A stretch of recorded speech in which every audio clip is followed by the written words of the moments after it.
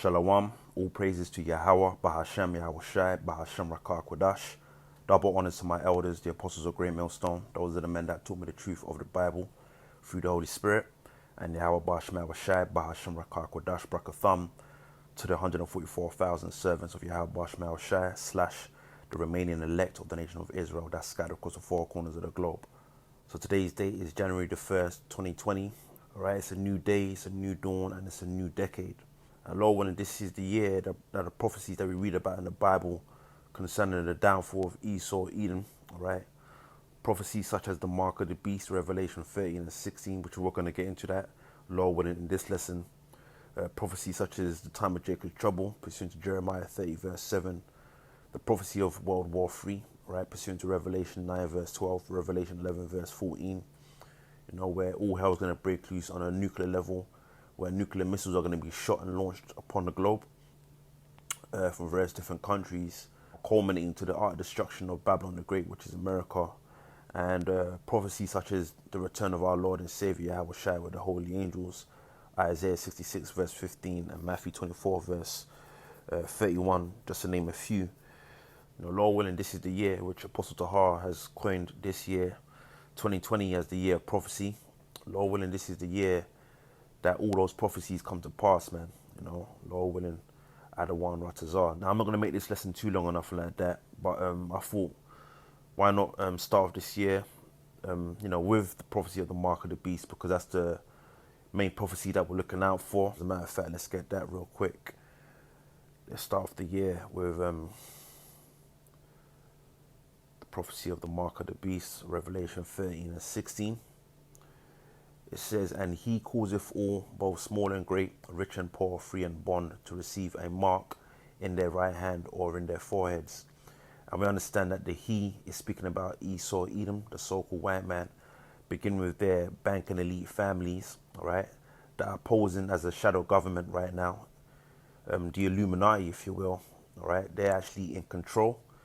As it says in the book of Job, chapter 9, verse 24, the earth is given into the hand of the wicked being Esau, Edom, pursuant to Malachi 1, verse 4. And right now we're living in a time where the wicked elite of Esau, Edom, you know, they want to conclude their New World Order, okay, that New World Order that you read about on the US dollar bill, which in Latin is known as Novus Ordo Seclorum, okay, and at the helm of their New World Order, they want to bring about a cashless society and an implantable microchip to enslave and control the masses of people on the earth, right? That's their goal. That's their device right now, pursuant to 2 Corinthians 2 verse 11, right? That's their evil purpose, in which the elect of the nation of Israel, you know, beginning with the 144,000 servants of Yahweh Bahashem Shai, pursuant to Revelation 7, those of us that know the name, the true name of the Heavenly Father and His Son, as well as their knowledge, which comes in the form of the Bible, being taught by their men, the men of the Lord. Jeremiah 3 verse 15. You know, we're not ignorant of Satan's devices. You know, his main device or his main purpose, which is to bring about an implantable microchip and control the masses of people, right, by way of that chip, therefore making him a god. You know, we're not ignorant of that matter, because Yahweh Bahashem Shai, as it says in the book of Amos 3 verse 7, surely the Lord will do nothing, but he revealeth his secret unto his servants, the prophets, right? And this is where the men of Great Millstone, beginning with the apostles of Great Millstone on down, this is where we come into play, all right? And right now we're prophesying the downfall of Esau, Edom, right? The so-called white man who's in rulership right now. You know, we're prophesying the downfall of his wicked society. And like I said, Esau's wicked purpose or Esau's evil goal is to enslave the masses of people around the world by way of an implantable microchip. And this is what, you know, this scripture here is going into. And upon doing so, upon them chipping the masses of people upon the earth, this is when Yahweh Bahashem Shai is going to bring, you know, nuclear devastation to the world, okay, in the form of these nuclear missiles. And that's when Yahweh Shai, our Lord and Savior, is going to return, you know, to deliver 1/3 of his people, primarily over here in North America, but also the elect Israelites that are scattered across the four corners of the globe. Now, as it says in Matthew 24 verse 31, about how the angels are going to sound the trumpet and Yahweh Shai is going to gather his elect from the four winds of the earth, right? So This is what we're looking out for. Now it says, and he causeth all, both small and great, rich and poor, free and bond, to receive a mark. And when you go into this word mark, you're going to find the Greek word charagma, which is basically defined as an imprinted stamp, right? And the word imprinted is synonymous with implant. So they want to implant inside you an implantable microchip. It says to receive a mark in their right hand or in their foreheads. Verse 17, and that no man might buy or sell, save he had the mark or the name of the beast. And the beast is referring to this revived Roman Empire coming in the form of NATO, the EU, and America at the helm of that power structure. It says, or the name of the beast or the number of his name. So we're coming to a time where, you know, Esau, Edom is going to bring about a cashless society, as we're going to read in this article. And it's going to be impossible to do any type of business or transactions on any level without having an implantable microchip, as you see here in this picture here. Right, this is the time that we're living in, okay? It says, and that no man might buy or sell, save, meaning except he had the mark, which is the implantable microchip. Over here in America, it's known as the RFID chip. Out there in Europe, it's known as the NFC chip. RFID standing for radio frequency identification. NFC standing for near field communication, right? Or the name of the beast or the number of his name, right? And the number is going to 666, which is pretty much Esau's universal product code, right? The barcode. So from there, let's go to the article here from www.usatoday.com. Now it says, will 2020 mark the start of a decade when Americans finally ditch cash and use digital wallets, credit cards? And as you can see here, they've got a little video of the cashless society, or the most cashless society in the world right now, which is out there in Sweden. Because pretty much out there in Sweden, they're the forerunners, the trailblazers, if you will, of this cashless society and the implantable microchip, right? They're basically leading the way. And this is shortly going to, you know, take place across the globe. There's going to be a cashless society everywhere, right? And you can have people implanting themselves with microchips everywhere. And the reason why this article was significant is because, as it said in the headline about, you know, will 2020 mark the start of a decade when Americans ditch cash and use digital wallets, is because America is the global influence over all the other countries. You know, that's why it says when you go to the book of Revelation 18 and Revelation 17 about America being that great whore, you know, that has made the kings of the earth and the inhabitants of the earth drunk, you know, drunk on America's philosophies. Because pretty much once, you know, people around the world start seeing Americans take the implantable microchip at a high rate, then everyone else around the world is going to follow suit, you know, in terms of being implanted with an implantable microchip. Okay, again, that's why Yahweh Shai is going to destroy America. That's why the Lord, you know, by way of the angel, showed the Apostle John, again, when you go to Revelation 17, you know, come hither, I will show unto thee the judgment of the great whore, which is America, that sitteth upon many waters. You know, roughly paraphrasing, you can go and read that for yourself when you go to the book of Revelation 17.